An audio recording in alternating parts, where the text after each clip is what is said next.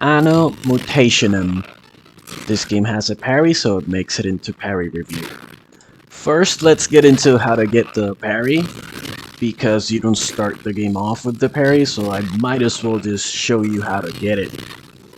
Okay, so you just want to press the select button wherever it is you are after a certain point in the game, and you want to go to where it says talents, and where it says talents there you're gonna see the counter. It's called a perfect counter or something, and there you buy it for like 50 of whatever the currency is called.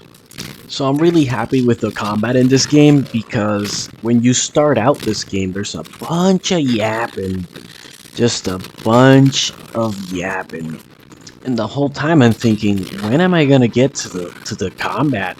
And when I finally get to the combat and I get the parry, it's a great freaking parry, man.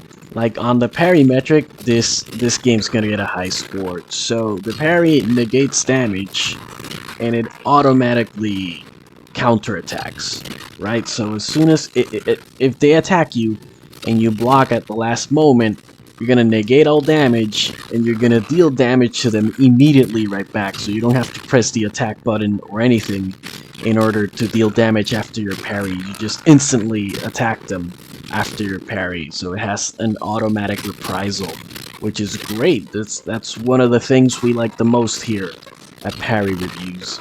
The combat system is very refined. There's no jank at all, or if there is, I'm not noticing it. I mean, there is the standard amount of, like, you know how all video games are, but this game isn't janky like how Crystalla was, or how other games that have had jank, I have to go out of my way to mention it. No, like, this game is like smooth sailing. That's one of the advantages of being a 2D side-scroller, which is rare in this channel, because almost all of the 2D side-scrollers I have a problem with. But this is one of the good ones. One of the great ones, actually. I'm actually gonna put this game up there with Trinity Fusion and Dead Cells. That's how much I'm liking this. One disadvantage, though, is that this game isn't a roguelike, unlike Trinity Fusion and Dead Cells, which they are both roguelikes, and that helps a lot with the replay value.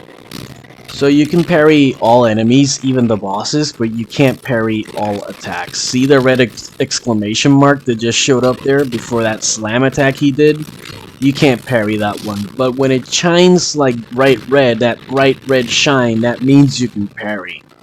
I mean, it usually means you can parry. This boss, for example, has like a stomping attack where he walks around and he stomps, and you can't parry that. But other than that, you can parry pretty much every other attack that does not have a red exclamation mark.